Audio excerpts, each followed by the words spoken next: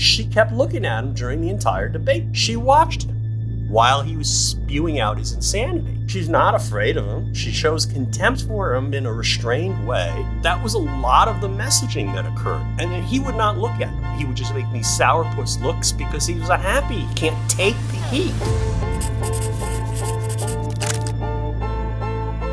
Hello, everyone, and welcome to George Conway Explains It All to Sarah. I'm Sarah Longwell, publisher of the Bulwark, and because I'm not a lawyer, I've asked my good friend George Conway from the Society for the Rule of Law to explain the legal news to me. George, I don't know, what is it about you? Do you look more famous? Is that what it is? You're fresh from your appearance on Jimmy Kimmel? Oh, yeah. Give me Jimmy Kimmel. He's my bud. What was that like? Why? And also, I'm sorry, this is a two-person show. Oh, I'm sorry. Don't you have somebody? I did not actually meet your relative who works there. My brother-in-law is a writer on Jimmy Kimmel. Somehow, I have a brother-in-law who's a writer. I have a podcast partner who goes on the show. Kinzinger was on the show. Kinzinger was on the show last week. Yeah, they were almost going to ask me about gaseous emissions from the 45th president of the United States. That was Kinzinger loves to talk about that. This is why why talk about that. He didn't do it at the Democratic National Convention, fortunately. But I was ready with a story. They said, "Do you know anything about this?" And I said, "Not directly and personally." And I was ready for a story, and I had a joke about it, but we didn't cover that, thankfully. Normally, I would very much want to hear the cutting room floor story that you have. Very clever. Thank you. Very good. Thank you. I did. I saw the pun. The pun wasn't exactly intended, but I heard it as it was coming out. I will say I do not like scatological stories or humor of any kind. So. Well, we don't like rumors of people eating scats. All right, enough dad puns for the day. Okay, I'm sorry, I'm done. Okay, so fresh from Kimmel and fresh from the Texas Tribune. Yeah, that seems like it was just like yesterday.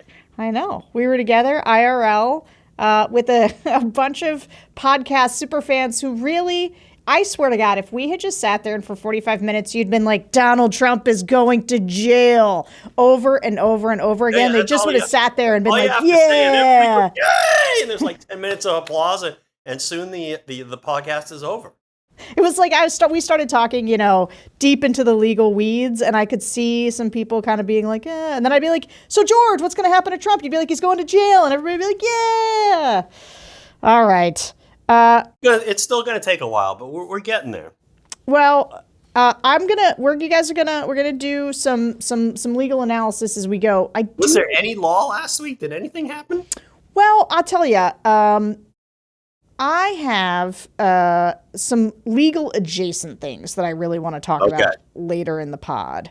Okay. All right. So one of the things I want to talk about, though, is the debate. Before we get into all that, because I was interested. I know you gave your first blush reactions to Jimmy Kimmel, but give them to me. Give them to our audience. What did you think of the debate overall? She did an amazing job in all aspects of the game, as they say when you talk about football analysis. She was great on offense, but she was also great on putting out her affirmative case. Why she should be president, even apart from how bad Trump is. She was great at transitioning from that to answering criticisms and then to turning things into an attack on Trump. And she didn't do the one thing that I would have done, which was overdone it. Okay, overdoing the attacks on Trump. She did it. She just did it perfectly. Everything was just the right amount and the right pitch. I always like to see more attacks on Trump, the better. But no, she just did exactly the right amount, enough to trigger him, enough to make the point crisply, and then to rise above it all. And I thought the other thing that I thought was fascinating about this debate as it was happening, and I was taking shots of the television as it was happening, was the split screen. And the split screen was really devastating a few weeks ago to President Biden. because he just had this blank look on his face a lot of the times with his mouth like this, like that while Trump was talking, which is one reasonable reaction to Donald Trump is like, but that was not her. She kept looking right at him like that with the eye and the kind of, but not too much. Not too much. It's like she was all of us. Like, oh God, what is he saying now? I can't even understand what he's saying. What the fuck did he just say? And it was just perfect. And it was also, to go back to the body language, and I hate to say the body language is so important, but it actually is. When they went right out on stage, she went right to him, physically occupying his space, because she's not afraid of this guy, right? And the thinking was, he made some crack in a tweet or a Truth Social about, basically that Kamala Harris is short compared to him. How dare he? How dare he? Right? She just went right up to him and shook his hand, and he's like, he didn't know what to do with that. Yeah. She said something, I forget what it was, that you could catch on the mic. And it was just basically, I'm not afraid of you. And no, why should she be? He's a fool. He's a clown.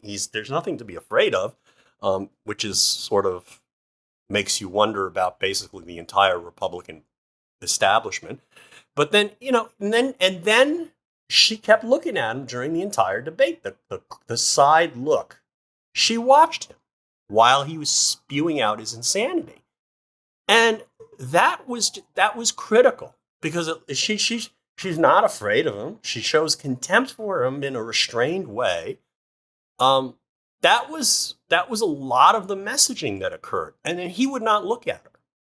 He would just go, he would just make this sourpuss, like he would just make these sourpuss looks because he was unhappy. He can't take the heat. He doesn't know how to give it back in any measured, coherent way. And, if you look at it that way, that's the visual aspect of it. But if you ever took a transcript of the debate, I'd actually like to print one out.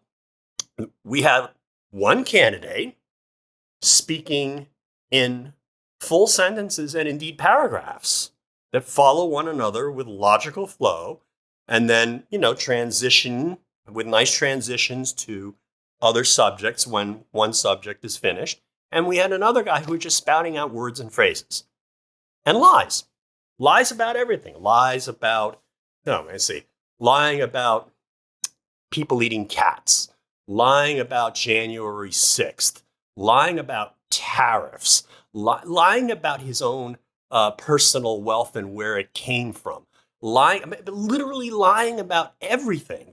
And lying about Ukraine, lying about the entire world, that he can cause peace, even before he's elected president. It's like, okay, why don't you do that now, asshole?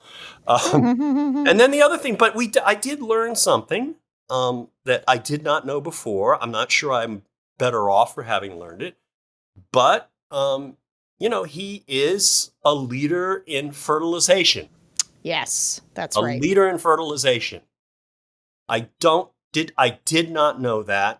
I don't know that I want to know that, but I did learn that. That was basically the one thing he taught me during the debate. Yeah. And that was important information that Americans can use. It's going to improve people's lives, and it matters. Here's the thing that I wanted to circle back with you on, because your point about, you would have done more offense maybe. It is funny. You and I were both doing TV. We were both doing commentary leading up to the debate, and we had radically different positions on what we thought she should do. You were much more in she's got to go at him hard, like she's got to rattle him, get under his skin. I was much more in no, she needs to be substantive. She needs to talk directly to the American people, act like he's not even there, just like whatever. What amazed me about her performance. She did both. Right. No, and I would not say, if we had this discussion beforehand, maybe we did, I would not have disagreed with you. Okay, I absolutely agree. That's part of the program. And there's plenty of opportunity. There's going to be plenty of opportunity for that.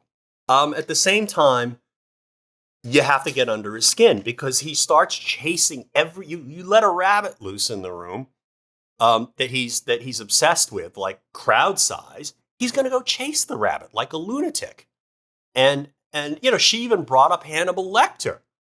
Okay, I mean which was perfect because then there's a 50% chance he's going to start saying, well, blah blah blah blah blah. That's my point about asylum and yada da da da. Once you throw this shit out there, his brain goes out and chases it. So she did exactly what she had to do, which is what you were saying and what I was saying.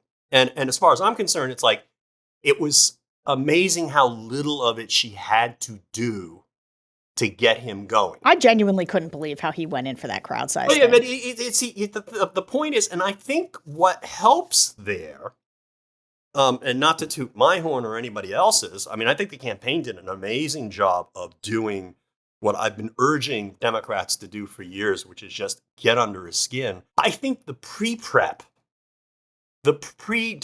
prep on that was so effective, she was able to get him to trigger him with a lot less than she otherwise would have. And they had this shit in these signs up in Philadelphia that were hard to miss about crowd size and things. They were running ads in the Philadelphia downtown media market that he would see because he'd have to spend a couple of hours chilling in a hotel room beforehand, probably, right? Yeah.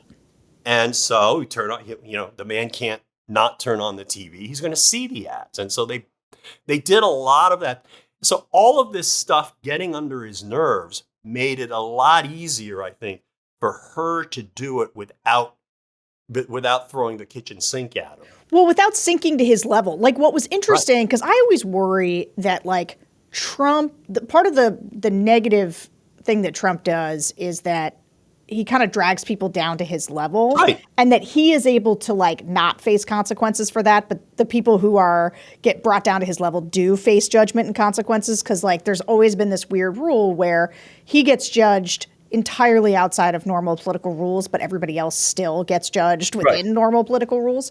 But somehow she managed to do it in a way that... Yeah, because she's factual. The reason why it's easier to do with him is you're just saying facts. He talks about Hannibal Lecter at his rallies. People do leave during his rallies. We see the videos of people going, blah, blah, blah. They left during his freaking convention speech. It was so bad. And that's why it's easier to do. You don't have to call him Dumbass Donald. Right. I mean, I like to call him Dumbass Donald. That's fine for me, but I'm not running for president. Sure. And she didn't have to do that. All she has to do is, it doesn't take much to throw him off the scent. She just did it perfectly. They thought this through exactly. They thought this through very, very well, the debate prep team.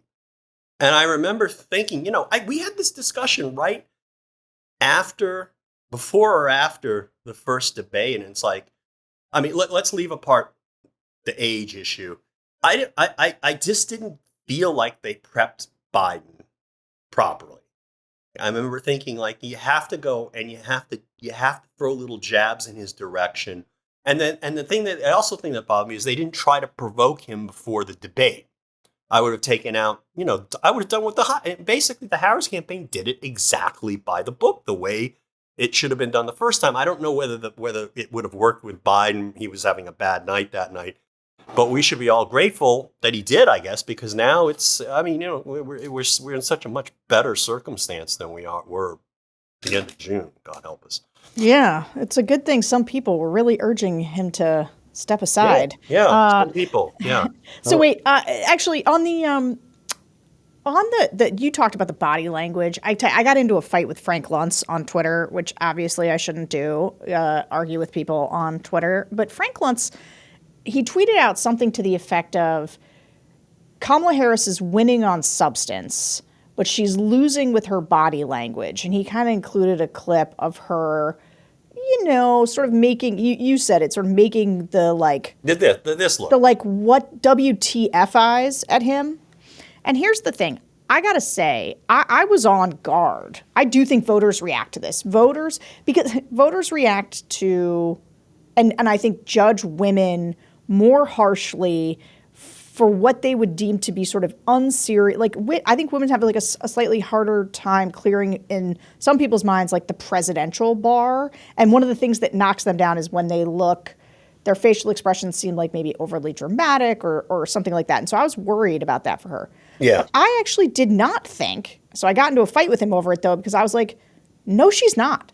Like, she's not hurting herself with this, because her face was all of us listening to Donald Trump rant like a deranged lunatic about they're eating pets. Like, what's she supposed to do with her face? And I'll tell you, and this is one of the reasons why I liked the constant look of incredulity, is that if you are otherwise just staring at the camera or just looking at him normally, it's almost like it's like you're valid. It's like, oh yeah, this guy's just saying normal stuff here. 10 feet from me. You're valid. No, he's not. Look, he's not. It's very tricky, and you're absolutely right that there is a double standard, a double gender-based standard. Because what about Trump's face? Trump was sitting there like this. Yeah, what? His face was, he looked awful. Sorry, go ahead. He always looks awful, but there's more than that going on. And one of the big advantages, I'm just gonna throw this out, that Kamala Harris had, and I don't even think she probably needed, coaching on this. She's a fucking trial lawyer. Yeah. Okay. And the thing they tell you, that you're told from the moment you pass the bar and you're wet behind the ears, is don't make faces in the courtroom. Okay. Particularly when there's a jury, because they will take it the wrong way. You're supposed to be poker faced the entire time. That is sort of like a general rule that you should follow, because it's the safest way to proceed. It's also like in court. The other thing they tell you in court is don't use humor unless you know what you're doing. Don't make a joke with the judge unless you know exactly what you're doing. Okay, unless you have perfect sense of comedy and know the judge and feel comfortable in the environment. The best thing to do is to stay poker faced. But good lawyers don't have to do that. The best lawyers, people who are the most experienced, will save the moment for the moment where they'll give a very slight, subtle look when they hear a witness for the other side saying something really insane.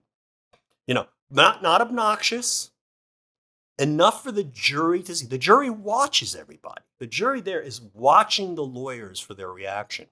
And the less you react, the better, because when you do react in a very slight fashion, they'll say, okay, I like this guy. He doesn't overdo it, but I see where he's thinking right here. It's kind of like an internal way to communicate with a low-level way to communicate.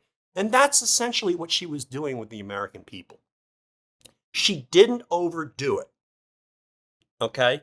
And it's actually a little bit hard to overdo with Trump because he's so fucking insane. Now, Luntz is right in the sense that there are going to be people who are just going to say, oh, look at her, what a bitch. She's making faces at our president. Do you think he'd debate her again? My immediate assumption was no after the debate. But then I've actually heard that there's a suggestion that they might want another debate. And if they do, it's because they're fucking desperate. Yeah. Yeah. Should she give it to him if he wants it? I think it would be hard to say no. Yeah, me too. Because they'll go out and just say, oh, Kamala's afraid to come back to debate us. It's like, her position has to be anytime, anywhere, dude. Yeah, I agree. Because you're nothing. Hey, I gotta ask. So here's where we're gonna get legal adjacent more. Oh, this wasn't legal adjacent? No, that was legal adjacent. Her being well, this is what's great about it being Kamala, is that everything's prosecutor/legal adjacent. Exactly. But do you think, so she did hit him a little bit on his criminal convictions. Do you think she did enough of that? Should she have done more of it? Like, what do you think? I wouldn't have minded a little bit more, but again, as I think we talked about this in Austin, she's got to be careful because, she's going to be the president of the United States who is going to be in charge of 2 of these 4 prosecutions. So she did, she mentioned the 34 criminal counts he was convicted on, and she also mentioned, which is, this is where the risky part is, the some of the federal cases, the other charges, and that's a little bit tricky for her because, again, she's going to be president of the United States, and it's going to be her attorney general, whoever that is, prosecuting these cases. But she didn't go into them too much. She went back into January 6th. She did it perfectly, I thought. And I wouldn't have minded a little bit more. He's an adjudicated rapist and a convicted felon. I can't get enough of that. But I have a feeling that from other sources we will be hearing more about his sexual abuse, and we're going to hear more about the criminal convictions pretty soon. There's plenty of time left. Yeah, I do think when she said, and we especially don't want Donald Trump making decisions about what women's bodies like. I felt like that it held the adjudicated rapist stuff in it without that is where she had sort of I thought a light touch in a way though that still put it out there. Yeah, no, I think it's great. Look, I mean, it's still September. Okay? Yeah. It's not even mid-September yet. Well, it's sort of mid-September, but it's not, we haven't reached September 15th yet. There's a lot of time left. Okay, so you don't need to get everything in 90 minutes. And that was, again, that was another aspect of her preparation that I thought was effective. It's you don't have to get everything in. You pick your spots. And the guy told literally dozens of lies. In just the first half hour, I was starting to make a list of just the general topic areas where he told multiple lies about. And Vice President Harris did a great job of you can't just say he just lied. Here are the following 16 lies he just told. You just can't do that in a debate, right? And I think part of the problem that President Biden had back in June was he's listening to these lies and he's check these lie. And you can see the process in his brain. How am I going to respond to each of the 25 lies I heard in the last 15 seconds? And you can't do that. You short circuit. Whether you're 80 years old or whether you're 60 years old or whether you're 40 years old, if you start trying to do that, you will malprocess the information. And she was just perfect. You don't have to get everything in. You pick your spots. You transition to something positive, and then you go out and attack them again. This is something I learned from appellate arguments. You should be able to basically write your most important points down on 2 sheets of paper. Yeah.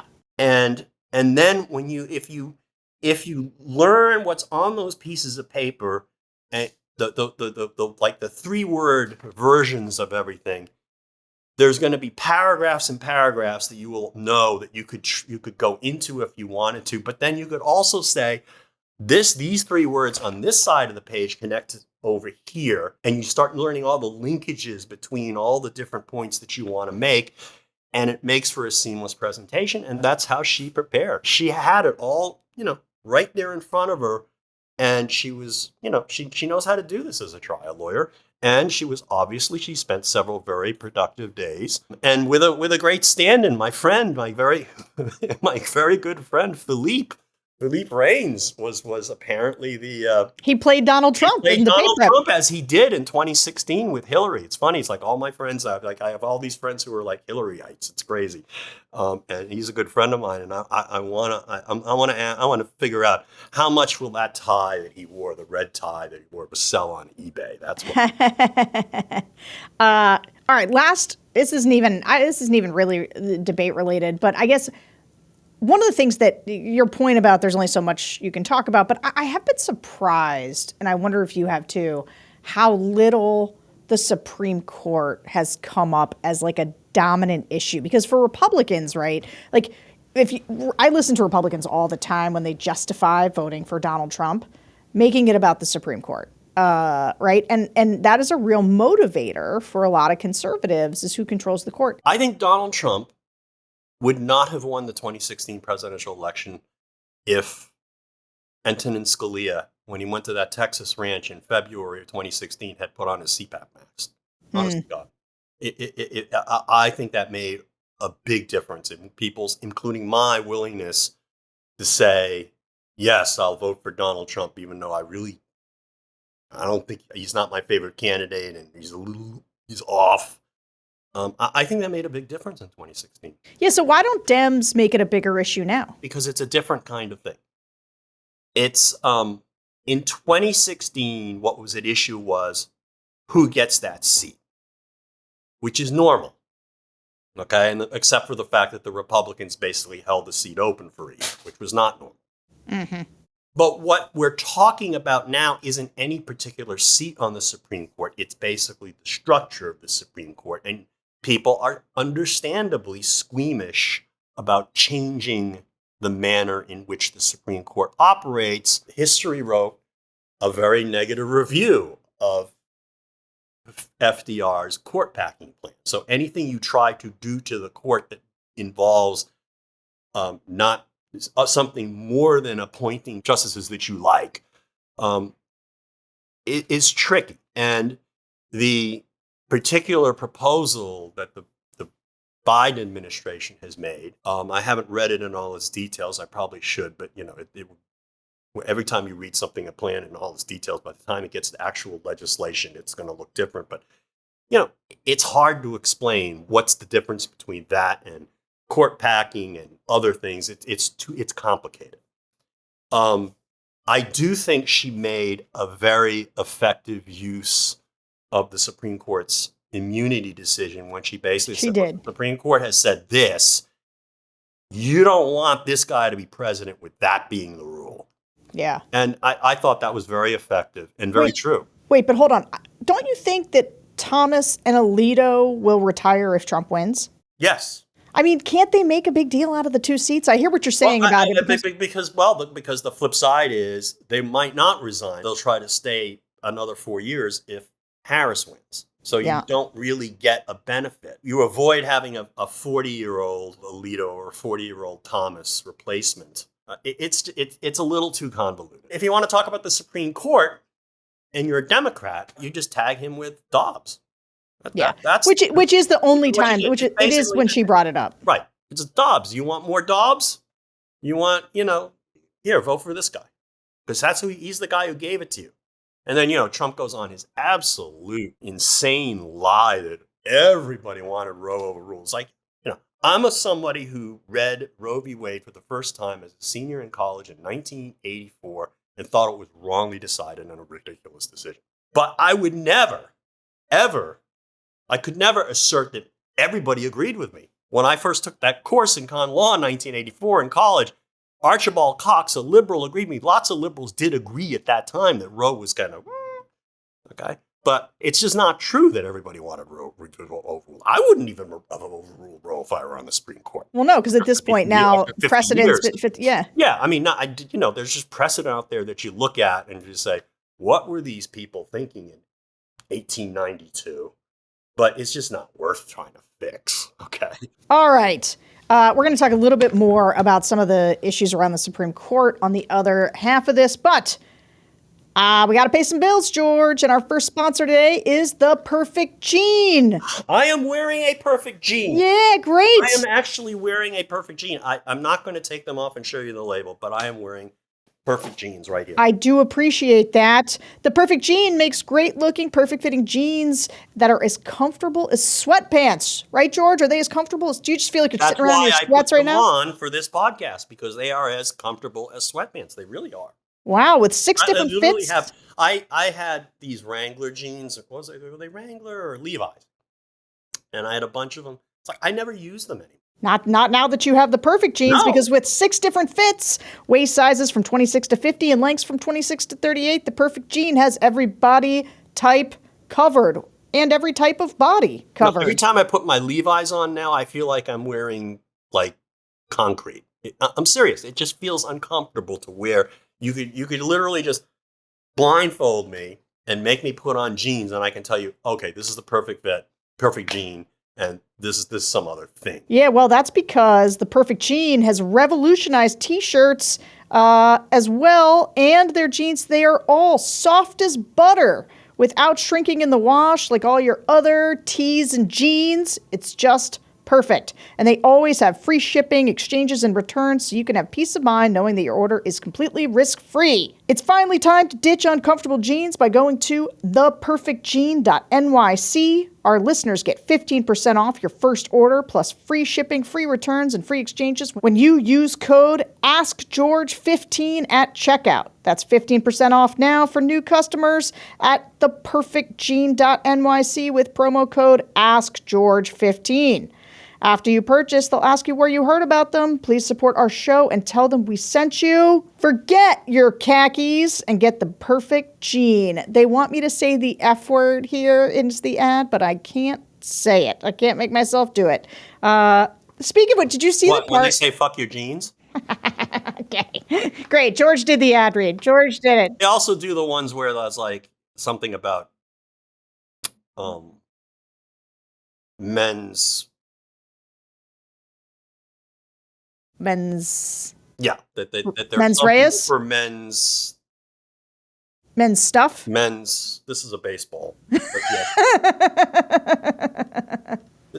I got this out in Chicago, actually. Oh, they're comfortable for men's baseballs. Yes, I think I understand. I think I've got the. I'll do the Obama. No, I won't do the Obama. Okay. So I want to talk. This is a podcast, right? Oh my God, it is a podcast. You know, on Kimmel, you can use the F word on Kimmel. I didn't realize that. It's late at night, I guess. I think they loosened it up. They bleep it. And I was like, wait a minute, did I just hear that? Because I was like, the guy used the F word. I was in the dressing room. And of course they bleep it, but it was like a skip beforehand. And then when I went out to the producer to go out, the producer took me out to the stage. He told me, don't use the F word too much because we don't have as much time tonight to bleep it. Like the editors didn't have the time. Yeah, because normally they shoot it like 2 hours earlier than they did the night I was on last night or the night before. I don't even remember now. It was last night. Jesus. No, the night before. Because of the debate. So they basically they were finishing up the taping of the show almost as it was about to go on to the East Coast because they shoot it live to tape. And the guy literally told me, don't use the F word so much because we don't have much time to take it out. Did you accommodate that? I did. I think I used the word frick. Frick. Well, that, don't have to beep that. All right. So listen, I have this topic that's a little bit of a point of personal privilege because it's something that I'm annoyed about. And I don't know if you caught this because I want to talk about an op-ed in the Washington Post this week from Ramesh Panruhu. I love Ramesh. I thought you might. And so I got to say. Ramesh and I go back a long way. I went to Ramesh's wedding way long ago. He's such a sweetheart. But he was like 12 when he started writing. Remember that? No, because I'm even younger than he is. Oh, that's crazy. No, like when he first started writing, I mean, he's really freaking smart. It was like, how old is this kid? He must have been like 12. It's crazy. No, I've always really liked Ramesh, and I think he's sort of the last sane person at NRO. That's not true. They've added a couple voices, but like generally speaking, Rich Lowry's like completely in Trump sycophancy world. But Ramesh is all right. But he wrote a piece that made me want to throw my computer out of a window that I wanted to ask you about. Because it was about the Liz Cheney endorsement. And he was essentially saying, all right, Liz, you made the case against Donald Trump, but you didn't make a case for Harris. And it doesn't make any sense you're endorsing her because she is also a threat to the Constitution and to the rule of law. And so he says this. He basically says that it's because of the dangerous changes that Democrats want to make to the Supreme Court. So it is this thing you were talking about before with whether it was term limits or court packing or any of this discussion. So he says this. Supreme Court reforms would be radical and dangerous changes in our form of government. Someone with a conservative view of the Constitution, as Cheney insists she is, should also be alarmed by the goal of this change, the destruction of the court's conservative supermajority. Even if that goal were pursued by normal means, such as judicial appointments, most conservatives rightly find it inimical to the Constitution. And then he goes on to say, it is always possible that a President Kamala Harris would not really try to oust judges who disagree with her, or that a Republican Senate would restrain her. But Trump apologists have offered similar assurances about his risks. And the point of Cheney's argument was to provide something more than just a difference of degree of danger between them. And besides, she is also campaigning for Democratic senators. The tragedy of this election for conservatives and everyone else is that Cheney's case against Trump is strong, but her case for Harris isn't. I was pretty annoyed at this piece because I find the conflation or the equivalence. Yeah, no, it's another false equivalence. I mean, literally, NRO has dined off ever since that issue where they said Trump was horrible and don't even consider voting for Trump. The against Trump issue, the against Trump issue, the 2016. famous one. Ever since then, basically, they have subsisted on false equivalences, and basically all the never Trumpers and all the Trumpers have subsisted on false equivalencies. And yes, you can there are things that Democrats have done and do from time to time that I do not believe are in the best interest of the rule of law. Okay, I can see that. That's one of the reasons why I was a conservative. But it's not as though there isn't an order of magnitude and the question of good faith that come into play. Okay, like Donald Trump openly, the Democrats may be misguided sometimes on what they think is consistent with the rule of law. Okay, but they're not actively seeking to destroy it for political advantage the way Donald Trump is. That's one point. And the second point, to go more specifically about what Ramesh was saying about the Supreme Court, is I fundamentally don't want to interfere with the independence of the courts. I am absolutely dead set against that. Okay, and that goes to the core of my being. Even when the courts do things that are stupid and wrong, including Roe, including the immunity decision, it's like we have to respect the Supreme Court's decisions.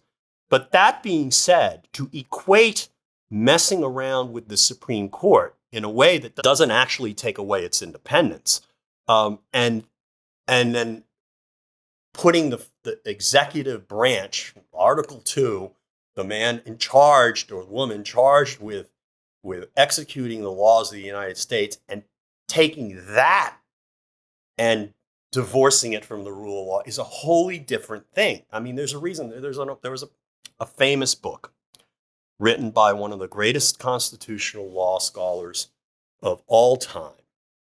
And it was called The Least Dangerous Branch, which is a quote from actually the Federalist paper, when Hamilton, I think it was, it might be number 78, talked about the Supreme Court as the least dangerous branch. And it is the least dangerous. So the judiciary is the least dangerous. It doesn't command armies. Okay? It can't command mobs because they're not elected, and they can't be demagogues the way, say, a president who talks about a stolen election could be. Okay, the dangers of messing with the Supreme Court, which there are, I absolutely express concern about that, are nothing compared to turning over the executive branch to a wannabe authoritarian fascist lunatic. You're just orders of magnitude different. And again, to go back to the criticisms of the Biden Harris proposed changes to the Supreme Court and how it sits. Look, the fact of the matter is the Constitution does not say very much about the Supreme Court other than the Supreme Court and judges who are Article 3 judges who are appointed from the lower courts, which Congress is free to create or not create. Because the Constitution only creates the Supreme Court. Doesn't say how many justices it should have. It does somewhere else say that there has to be a chief justice, and other than giving them lifetime appointments. Other than giving them lifetime appointments during periods of good behavior, that's all it says. So it doesn't tell you whether you should have 5, 9, 10, 15 judges on the Supreme Court. That doesn't mean we should be, that we want somebody to pull an FDR and say, let's appoint 9 liberals to the Supreme Court to balance what we've got now.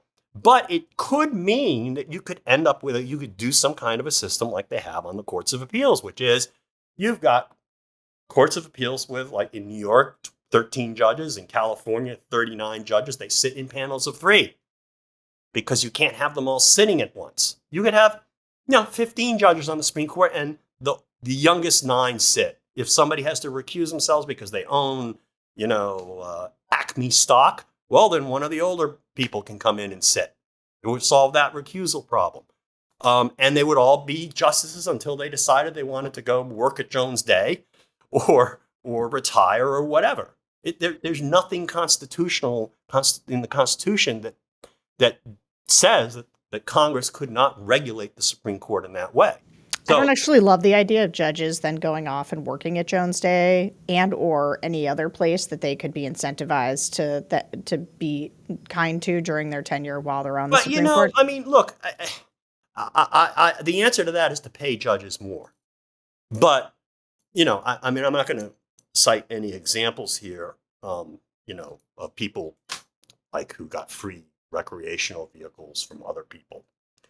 But, I mean, a lot of the judges I talked to about that circumstance of a certain Supreme Court justice who remains blameless, who has accepted millions of dollars of gifts, it's like, I know a guy who left the bench because basically he couldn't afford to pay his bills.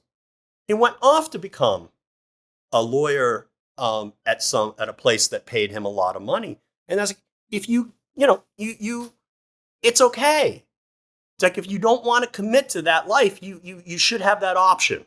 Yeah. Okay? Here's the thing. Okay. But the way to solve the problem is to pay the justices more. You don't want, and make sure they, because the alternative is this corruption that this is the real corruption is having, or the appearance of corruption is having judges take while they're on the bench. I want to contrast Ramesh's piece with Alberto Gonzales, who just published an op-ed today in Politico endorsing Harris.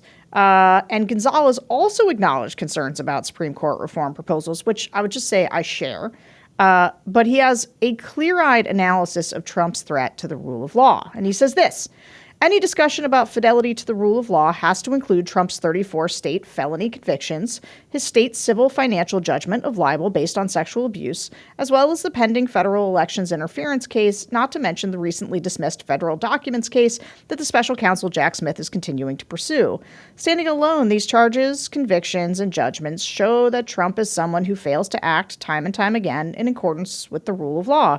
There is little evidence that he has the integrity and character to responsibly wield the power of the presidency within the limits of the law, and no amount of rationalization to support Trump because of his policies can overcome the disqualification of this man based on his lack of integrity. And I'll just finish with this one last part where he says, there are many lawyers who served in Republican administrations who share my concern about the Republican nominee. All of us in the legal profession have a special obligation to abide by and to protect the rule of law. It is part of our oath to support the Constitution. We are not only champions for the poor and the innocent, we are also guardians of the system that protects our personal freedoms. I thought that was... It was beautiful. Terrific. I mean, I cannot shower enough praise on Attorney General Gonzales and how outspoken he has been over the past several years about Donald Trump. I only wish his former boss would follow suit. Alberto Gonzales is a true patriot. He is, and that was just what he just expressed there. I think, as eloquently as I've heard, expresses why we need groups like Society for the Rule of Law. We need lawyers to speak up as much as anyone. And, it just brings, it almost brings tears to my eyes. I'm really, really, really just in awe of Alberto Gonzales and his faithfulness to the cause of a free and robust democracy under the rule of law. Yeah, well, I appreciate what I think in his mind was actually a direct response to conservatives who make the kind of arguments, with all due respect to Ramesh, think his argument is deeply flawed and rooted in a kind of tribal need to take a stand somewhere, to say that, to try to create an equivalency where there isn't one. And I appreciate that Gonzales felt like he made a direct answer to that. Absolutely. Absolutely. It's a question of orders of magnitude of danger. Yeah. Not even in the same solar system. Okay, our second sponsor today is for Field of Greens. We all want to feel healthy and energetic, but most of us are running on fumes. I know we are, George. And exercising and eating right just becomes another thing on our to-do list, but I'm telling you, it doesn't have to be hard. That's why I take Field of Greens. It's whole, organic fruits and vegetables. No extracts, no lab-made stuff, just 1 scoop a day gives you simple, real nutrition. Field of Greens feeds your body with fruits and vegetables medically chosen to support your heart, vital organs, and immune system. You know, people in the office also gave Field of Greens a try because they sent us some, so I give all my young guys are using it. And we all just have so much energy throughout the day. That's how we're doing all these podcasts, all this work. And obviously we work long hours, so it really helps us avoid that afternoon crash that can unfortunately sneak up on all of us. Field of Greens is also my go-to for getting the nutrients I need, even on those bad eating days. I'm sure you'll love Field of Greens, but if you don't, you can return it for a full refund. I got you 15% off your first order and free rush shipping. Visit fieldofgreens.com and use promo code AskGeorge. That's promo code AskGeorge at fieldofgreens.com. Again, that is fieldofgreens.com. Thank you for sponsoring our show. Okay, just to wrap up as we go into the final stretch of this pod here, George, last time we recorded, we were in Austin at the Texas Tribune Festival, and the audience, like I said at the top, they weren't as interested in our in-depth analysis on all the legal stuff. So we did some of the case roundups, but not a lot. But one thing I wanted to ask you about is the differing approaches to the case timelines by Judge Merchant and Judge Chutkan. I wanted to put something in here for the real legal nerds. So in the D.C. hearing last week, Judge Chutkan said that she's not considering the presidential election in her briefing schedule. Trump's lawyer talked about the context of the scheduling, and Judge she said something like, you're talking about a presidential election, and I'm talking about a 4-count indictment. And so she's basically, not taking the election into consideration. But Judge Merchant took a different approach and acknowledged that this was a unique time frame, meaning the time frame up here until the election. And so he postponed everything until after the November election.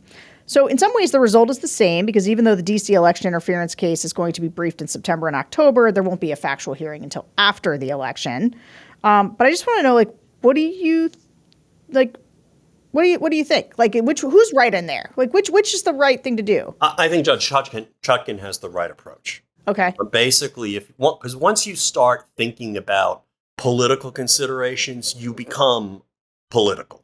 Okay. Once you start thinking, well, I do it now before it gets too hot, or later after it cools off. Once you start making those calculations, you're turning yourself into a political actor one way or the other.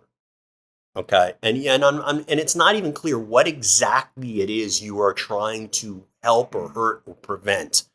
I mean, what is it? You're preventing people from learning information about one of the candidates, or are you preventing undue influence? I mean, it's not a calculation that judges are capable of making or should be making.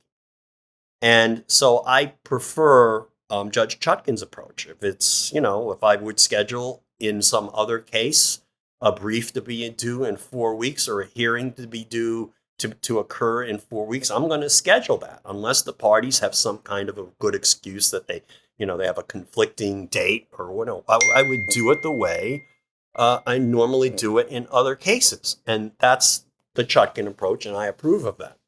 In Merchant's case, judges have so much discretion when it comes to scheduling, because they have their own schedule. Because it's like they get to set their own schedules, unlike the rest of us.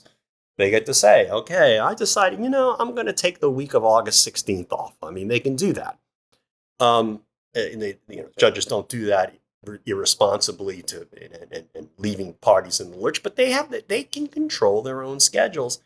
And I just think that, if he really just wanted to put it off, he has plenty of other reasons to want to put it off. He doesn't need to go out and try to, and try to explain on political grounds why he's putting something off. A justice in the Supreme Court of the state of New York has so big caseload. He could have just put this off without saying anything. Just like, I'm putting it off. I got other things to do. I mean, I guess I should credit him for being honest about it, but I just don't think, writing that down and expressing that as a legitimate basis for scheduling a criminal sentencing, I find that I don't like it. But that said, I mean, I hesitate to criticize Justice Merchan because he has, he's the guy who actually tried a case. He's the guy who actually went full bore ahead and took this case and tried it in the middle of an election year. He's not a fearful guy. I admire his courage. He's been, he's had the defendant basically attack his family, and I admire Justice Merchan to no end. I just wish he hadn't done what he did here. If he was going to put it off, just put it off. I mean, there's plenty of reasons to put things off without having to say that it was because of an election. Yeah. I agree with that. And without knowing nearly as much about it, I agree. Look, George, thanks so much, man. Thank you. As always, explaining the legal news to me and everything else. It's almost like this show is called George Conway Explains It All. Hey, guys, don't forget to hit subscribe, leave us a review, email us at askgeorge@thebulwark.com, and we will see you guys next week. Bye. Well, George Conway, he's a man with a plan. Got to sit down with Sarah Longwell, take a stand, explain all the legal problems they're piling high. With Donald Trump, oh my, oh my, oh my.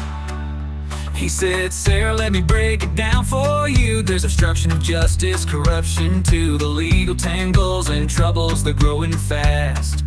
It's a storm that's gonna last and last. Oh, Conway, tell Longwell all about it. Those legal problems can't live without it. From the emoluments to the Russian ties.